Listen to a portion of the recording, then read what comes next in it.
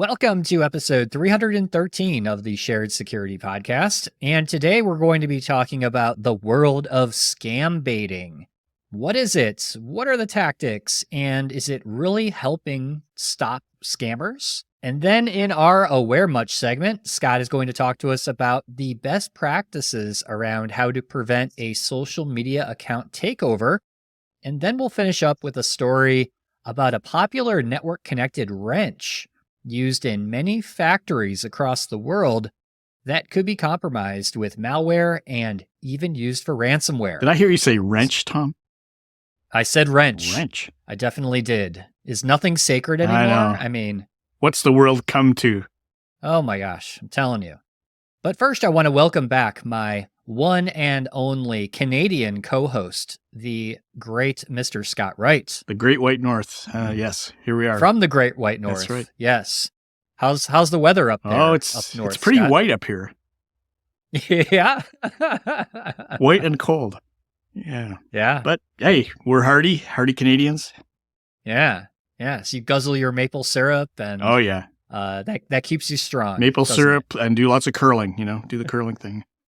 Yes, lots of curling. Not lifting weights, right? We're not talking about that. Well, they weigh 42 pounds. Yeah. Okay. There you go. Yeah. Oh, well, that is working out. Yeah. Yeah. Okay.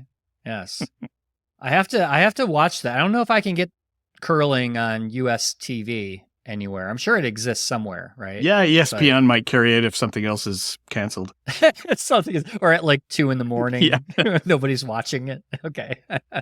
I think the last time I watched it was the Winter Olympics. Yeah. And didn't the US win those? I think so. Yeah, the men's team, that's U.S. why men's it got all team, popular. they won the gold. Yeah, I mean, crazy. I can't believe Americans actually play that sport, but they do. They do. So, yeah. What do you know? Even in Las Vegas. Oh, and that too. There's a Continental Cup that happens in Las Vegas in January or February. Oh, okay, Yeah, interesting. It's pretty fun. Yeah. Anyways, let's talk about security stuff. Yeah, let's talk about scam baiting. So, scam baiting, if you don't know, is it involves individuals. They act to bait or engage, or I'd say waste the time of fraudsters, right? Which with an aim to, I think, disrupt their operations. Yeah. And typically, the people that are out there doing this scam baiting, a lot of them are just disgruntled, maybe victims Sometimes of scams, yeah, right? Yeah. That kind of take it, to another level to get back, maybe get revenge Yeah. on some of these scammers. But they're typically going to use techniques like, posing as potential victims. They use sometimes false information. They'll change their voice. And their goal, I think, is to, prevent other innocent people from being taken by these scams by exposing them. Mm-hmm. So Scott, I'm not sure if you're familiar of the YouTube channel called Scammer Payback. I don't know that one, but I have another one that I like, and I'll mention that when you're... Yeah, that's a great example. I think that gentleman that does that show is, his videos have gone viral, where he'll actually record phone calls and screen share and actually hack their cameras, like their web cameras, and you actually get to see the scammer. Wow, that's pretty intense. Which is kind of interesting. Yeah, they're very intense. But this article was done by this site, scams.info. At first I was like, is this site a scam? Yeah. No, it's actually a area. legitimate site. But they did this research on just kind of shedding some light on what scam baiting is. I mean, they've got some statistics in there that are a little interesting, I guess, or maybe interesting, maybe not, depending on how you. I don't find them that surprising, but yeah, it's. Yeah, most scam baiters are male. They're aged between 18 and 29. They're located in North America or Europe. Yeah, big deal, right? Yeah. And then they talk about the tactics, right? 64% is wasting their time. Hacking the scammers is only a mere 10%. And then, of course, they say for, a lot of people do this for entertainment purposes, which, I think, like the gentleman on Scammer Payback, definitely entertainment purposes. And the guy has made a amazing business out of it. I mean, I think he's got like 7 million subscribers on his YouTube channel. Yeah. So The dude's making some money. So what do you think, Scott? Do you think this is helping prevent scams, or do you think this is just something more for entertainment purposes? Well, I think there is a lot of entertainment, creeping into it now, and I don't think it hurts. And the one thing I would caution is people shouldn't try to do this without a deep understanding of how the scammers work and how they, the systems that you're using operate. The one I was going to mention, who I think is really fun as well, it's a similar kind of thing. His name is Kitboga, Kitboga. Oh yeah, I've heard of him. Yeah, and he's gone viral too. He's got 3-some million subscribers as well. But I like him because he uses voice changers. He actually wears a wig when he's doing an old woman, and he acts so I don't know what you would call it, just very out of it, and it really frustrates the scammers, and it's just really entertaining to watch, especially when he gets, he inadvertently cashes in a gift card or redeems the gift card himself instead of conveying the numbers to the scammer, and they just go nuts. They're screaming at him, and it's hilarious to watch these things. But he's using his own fake banking and gift card websites, and he's constantly sharing his screen so you can see the kinds of attacks that the attackers are trying to do. And he spends hours with some of these folks, and actually manages to identify and report some of the scams that he's catching. So I think there's a good thing. Whether it actually is going to put a dent in any of the threats itself, I don't think. But I think it is good entertainment, and it's good for people to actually see the kinds of attacks that people are using. But as I said, it's probably safer to watch these things from a distance than to try and do them yourself. I completely agree. I think, obviously there's the entertainment value out of it, but I think it is a good education tool, right? To understand how these scams work, especially the tech support scams. Mm-hmm. Those are kind of my favorite, where, somebody is sending a link or calling you on the phone, pretending to be tech support, and then tries to get you to download malware to your computer. And watching these scams in progress can really teach you a lot about these tactics. Yeah. And so you can be a little more cautious when you get those phone calls. I think it's true. I mean, the first couple I watched, I'd learned stuff myself, just like, I don't know exactly what the scammers are going to do, because most of the time we tell people not to engage with them at all. But if you do go down the road, they're going to ask you, or they're going to make some excuse for, why they need to give you money back, and they get you to log into your bank account. And then he's sharing the screen, the Kitboga is sharing the screen, showing that they're actually just transferring money from one of your own accounts to another one to make it look like they're actually adding money to your account. And it's very insidious the way they're doing this. Yeah. So we'll have links in the show notes for our most favorite YouTube Scammer Payback and Kitboga, a few others too that you definitely want to check out. All right, Scott, are you ready for everyone's favorite segment, Aware Much? Woo! Yes, Tom, this is the time when we like to ask, do you aware much? Aware Much is a segment brought to you by ClickArmor, the security training platform that's built to provide highly engaging and safe interactive simulations that help people engage and retain their knowledge around security practices. So in this installment, we're highlighting the social media account takeover prevention guide that was written by Rachel Toback, who's been on the podcast before, and she's an excellent and entertaining teacher of security and social engineering concepts. And the reason she did this guide was interesting because it was in response, I think, to an SEC Twitter account takeover that happened recently, or at least she's highlighting it after that. And that attack actually moved some of the markets because it was a tweet that said SEC has approved some Bitcoin-related ETFs. That's exchange-traded funds, not EFTs. But so this incident kind of highlighted the impact of, high-profile organizations having social media accounts taken over, but it can be a risk for any organization depending on the situation. So Rachel does a really good job, I think, in putting out some tips in this guide, and maybe you'd like to mention a few of them, Tom? Yeah, definitely. So she talks about things like SIM swapping vulnerabilities to look out for. So this is where, you want to remove phone numbers from social media accounts. That can help prevent SIM swapping, multi-factor authentication, so turning that on, password security, so the things that we always talk about, right? Long, random, unique passwords, updating your system, so updating your web browser, the software that you're using, your operating system, all of those things can kind of help. And then the one tip I like the best, which is avoid tying phone numbers to valuable accounts. So phone numbers are often used as a main identifier, Mhm. right? There's some sites that allow you to use a phone number instead of a username. Right. And you also might want to consider, using like a Google Voice number. So it's not your main phone Right. number for maybe super sensitive accounts, right? You're using a different phone number than the one that maybe everybody knows that you have, or it's easy to find. So yeah, there's some really good tips that we'll share in this article in the show notes. I actually was thinking like it's sometimes very hard to avoid tying your phone number to some of those accounts. Like banking, a lot of times they want your phone number so that they can, Yes. contact you or whatever. So is it a matter of not storing your phone number at all, or is it making it your primary, authentication method? Is there a difference there, Tom? I think it just depends on your threat, what you perceive as a threat, right? And the type of interactions that you're having, like on your social media account. So for example, like a brand, a major brand should definitely take more precautions Yeah. than somebody with, 100 followers on Twitter, right? Yeah, but I mean, you might have $100,000 in your bank account. So but I mean, you're not going to be targeted as much if you only have 100 followers on Twitter. I guess that's the point.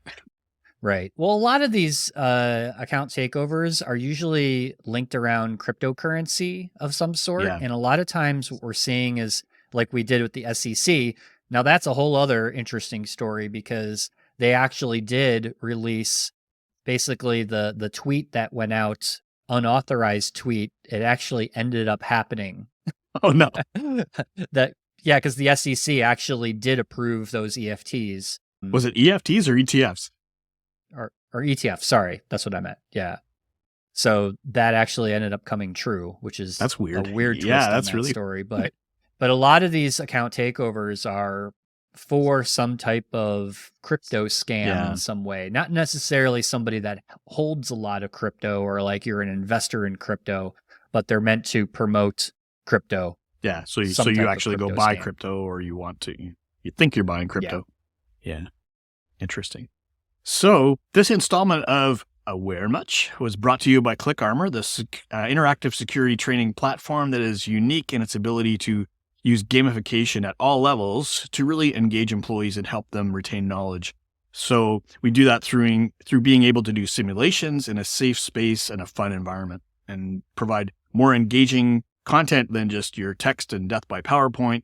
And it's easier to customize, much quicker to turn around changes or create new courses than with video. So visit clickarmor.ca to learn more and get a demo or a trial. And also don't forget to join our live cybersecurity awareness forums that happen every other Wednesday. You can sign up for those at clickarmor.ca as well. That's it for this installment of Aware Much. And the other thing I'll mention, Scott, just to give ClickArmor another plug, is the beginning of the year, and 'tis the season for security awareness training that all corporations have to take, right? Yeah. And I'll tell you, there's some boring training out there. And so if you're looking for something more interactive, something more fun and engaging, I would definitely recommend checking out ClickArmor. Well, thanks for that, Tom. It's much appreciated. So definitely. Sure.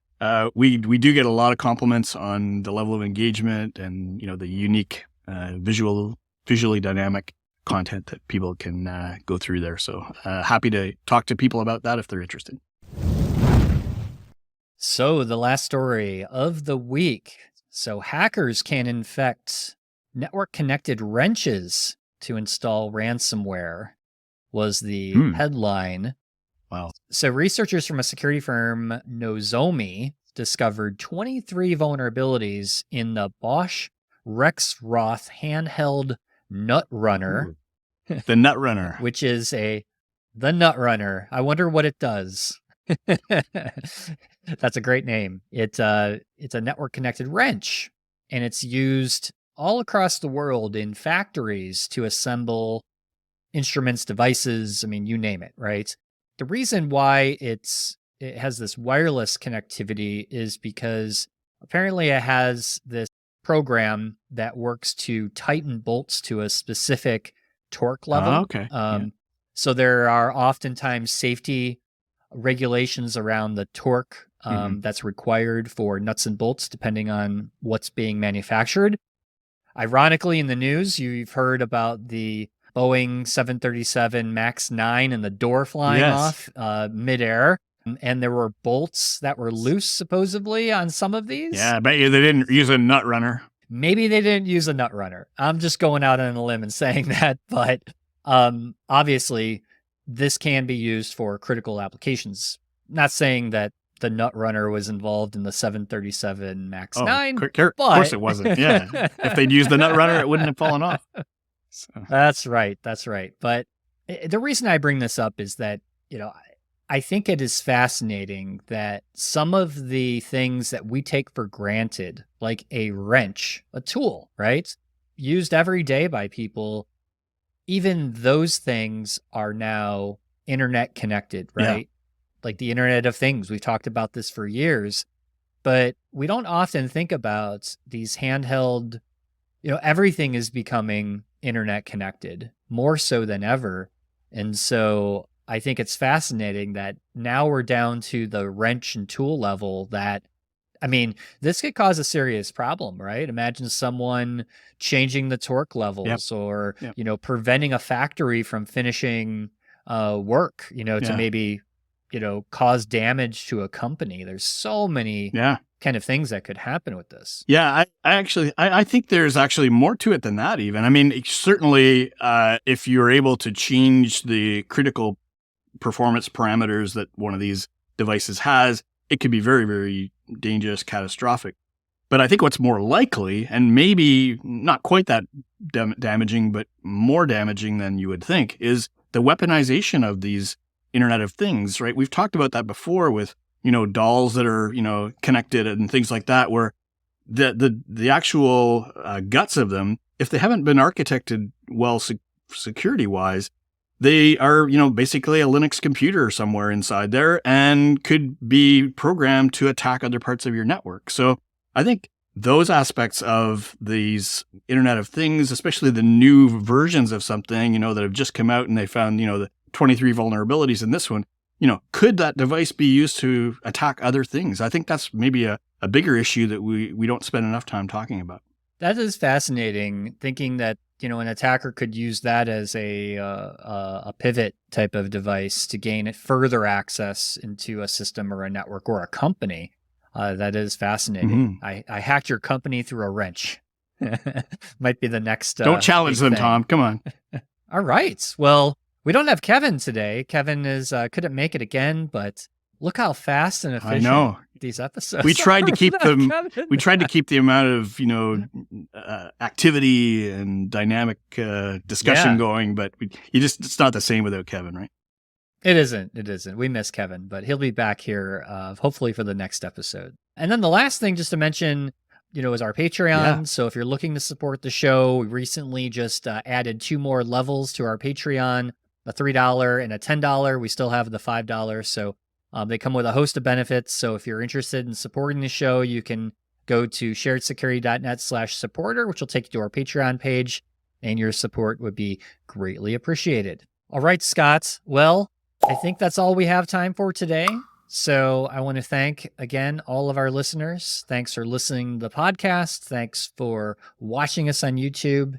And until next time, stay safe, stay secure, and stay private. Thanks for watching or listening to this episode. If you'd like to help support the podcast and get early access to new episodes with no ads, plus many more exclusive benefits, become an official supporter of the podcast for only $5 a month. Visit sharedsecurity.net/supporter for more details.